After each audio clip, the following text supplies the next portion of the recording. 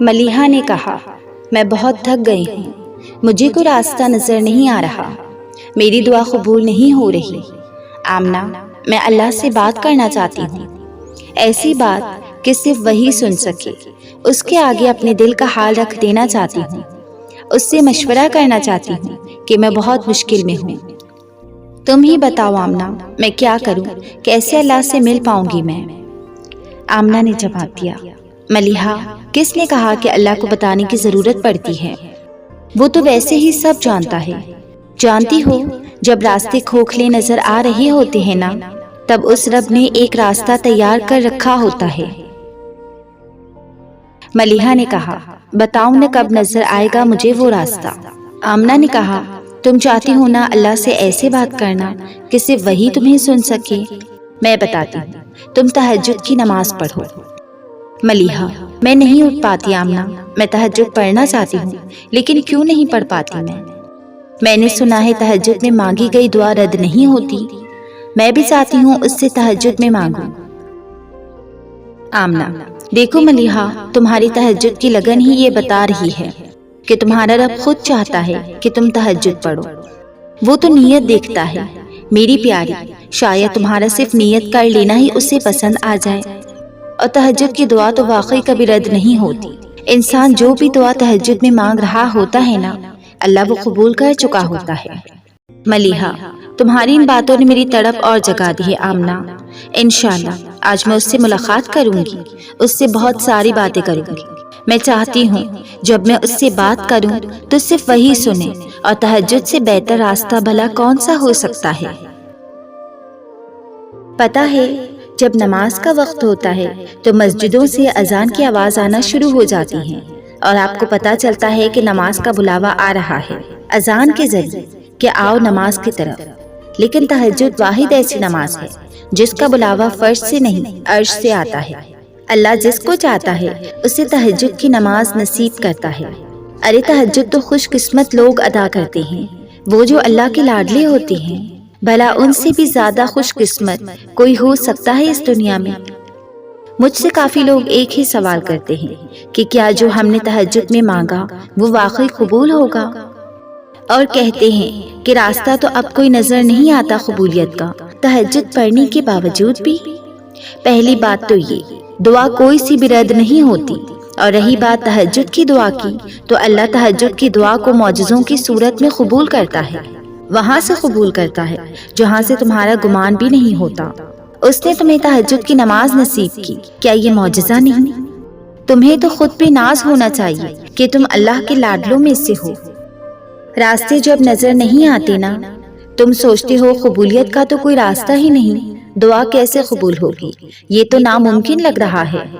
بس تب اپنا یقین مزید پختہ کر لیا کرو، اور زیادہ یقین کے ساتھ مانگا کرو، کیونکہ جب راستے بند ہوتے ہیں تو معجزوں کی تیاری شروع ہو جاتی ہے۔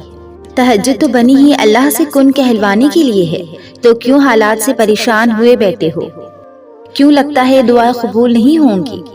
جو تہجد میں مانگ لیا نا، یقین کرو وہ مقدر میں لکھ دیا گیا۔ دیری کا مطلب یہ ہرگز نہیں کہ اللہ ناراض ہے یا دعا قبول نہیں ہوگی، بس جس طرح ہر چیز کا ایک وقت مقرر کیا گیا ہے نا، اسی طرح قبولیت کا بھی وقت مقرر ہے۔ تو یاد رکھو ملے گا تو وہی جو تم نے مانگا ہے، جو تم نے چاہا ہے، جس کی تم نے خواہش کی ہے۔ لیکن تمہارے حق میں مقرر کردہ بہترین وقت پر جب راستے بند نظر آئیں تو اور زیادہ یقین سے مانگو، کیونکہ معجزے کرنا اللہ کی شان ہے۔ زندگی میں ایک بار ٹوٹنا ضروری ہوتا ہے، جانتے ہو کیوں؟ کیونکہ جو دل ٹوٹ جائے نا، ان دلوں میں اللہ تا حیات سما جاتا ہے، اور پھر ان ٹوٹے دلوں کو ایسے جوڑ دیتا ہے کہ پھر دنیا کی کوئی بھی طاقت ان دلوں کو توڑ نہیں سکتی۔ سوچو اگر آپ ٹوٹتے نہیں تو اللہ آپ کو جوڑتا کیسے؟ اگر آپ بکھرتے نہیں تو اللہ آپ کو سمیٹتا کیسے؟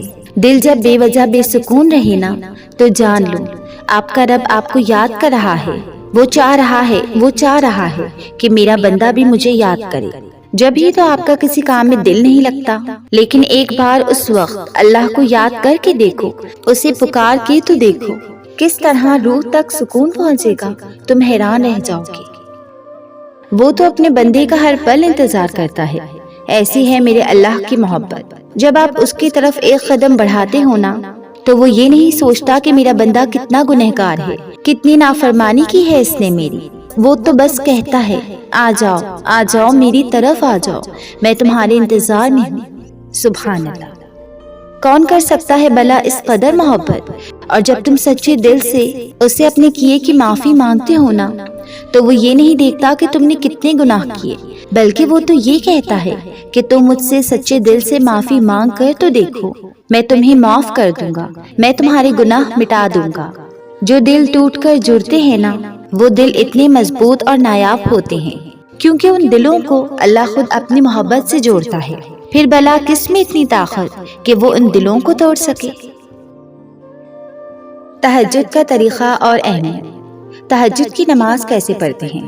اس سے پہلے میں آپ کو اس نماز کی شان بتاؤں کہ ماشاءاللہ یہ نماز کتنی زیادہ پاورفل ہے۔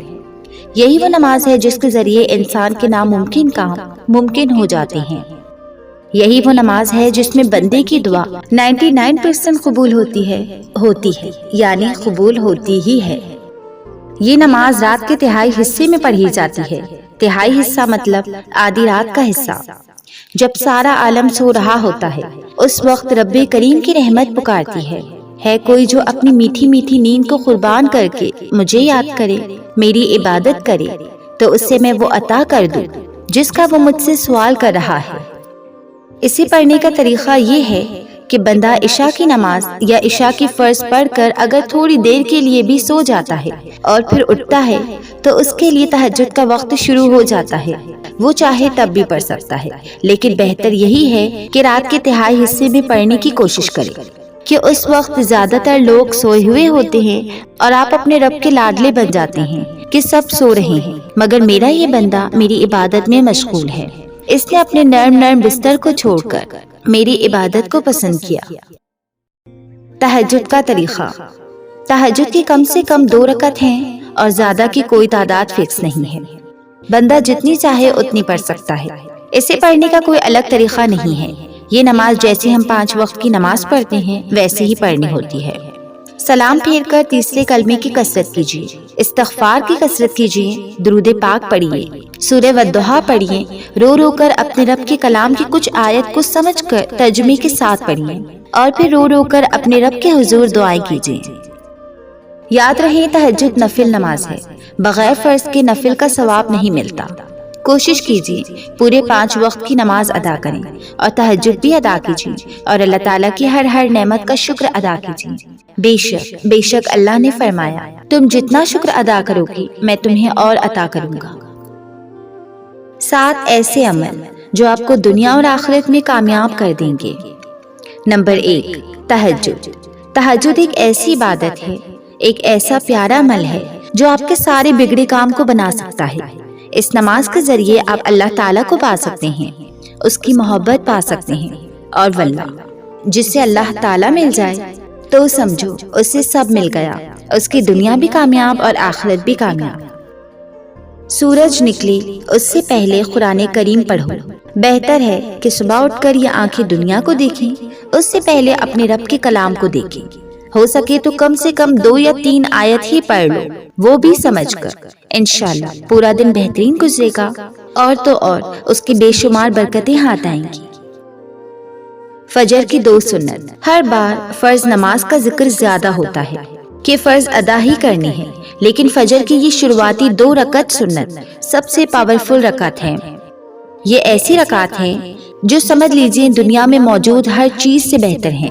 سمجھ لو جس نے اسے ادا کر لی وہ دنیا کا سب سے امیر انسان ہے۔ نماز ضحیٰ پڑھو، یعنی اشراق، چاشت، اوابین۔ ان نمازوں کو نماز ضحیٰ کہا گیا ہے۔ ان نمازوں کو ادا کرو، انشاءاللہ ان نمازوں کے ذریعے آپ کو رزق بھی ملے گا اور ذہنی سکون بھی۔ یاد رہے رزق ہمیشہ پیسہ نہیں ہوتا، اچھا ہم سفر ملنا بھی رزق ہوتا ہے، تو آپ ان نمازوں میں اللہ تعالیٰ سے اس کا سوال کر سکتے ہیں۔ صدقہ کرو۔ اللہ تعالیٰ ان لوگوں کو پسند کرتا ہے جو روزانہ صدقہ کرتے ہیں۔ ضروری نہیں ہے کہ روزانہ ہزاروں کروڑوں روپیہ آپ کو دینا ہے صدقے میں تو ہی آپ کا صدقہ ہوگا۔ اللہ تعالیٰ کی راہ میں یا اللہ تعالیٰ کے لیے کسی ضرورت مند کو آپ 1 روپیہ بھی صدقے کی نیت سے دیں گے تو اللہ تعالیٰ اس 1 روپے کے بدلے اس سے کئی گنا ریٹرن کرے گا، یقین کیجیے۔ وضو میں رہو۔ کیوں وضو میں رہنا چاہیے؟ تو حدیث پاک کا مفہوم ہے کہ آپ صلی اللہ علیہ وسلم نے جنت میں اپنے آگے بلال رضی اللہ تعالیٰ عنہ کے قدموں کی آواز سنی۔